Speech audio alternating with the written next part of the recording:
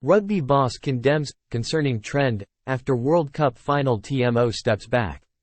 New Zealand Rugby, NZR, has come out strongly against the abuse of referees after another match official has decided to leave the international game following the recent Rugby World Cup final.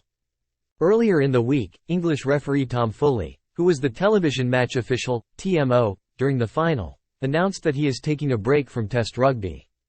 Foley cited the abuse he received after the World Cup final in which South Africa claimed a narrow 12-11 victory over New Zealand at the Stade de France in Paris. The 38-year-old, who has been a match official for more than 10 years, was busy during the match and was forced to intervene on several occasions. Foley was part of an all-English team of officials which also featured Wayne Barnes as referee and Carl Dixon and Matthew Carley as his assistants. Death threats to Barnes and Foley.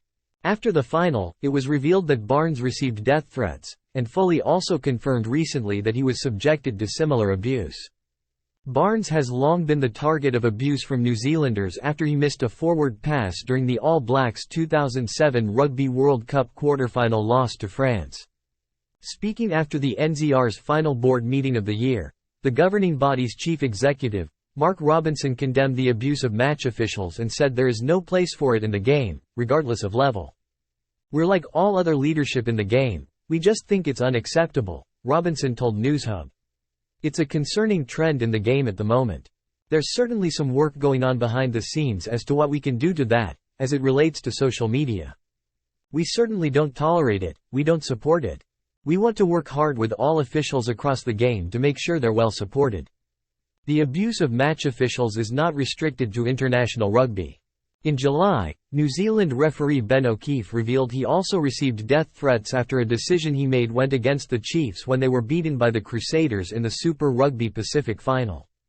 O'Keefe also received social media abuse during this year's World Cup as fans from tournament hosts France targeted him after their defeat to South Africa in their quarter-final in Paris. Happy with the standard of refereeing. Robinson, though, outlined NZR's belief in its current group of officials and the faith they have in those coming through the pathways in their system. "Whenever we speak in a public or stakeholder forum, we are behind our officials every step of the way," he added. "We've got amazing match officials here in New Zealand. We've got a world-leading group coming through at the moment that we're massively excited about over the next 4-year cycle.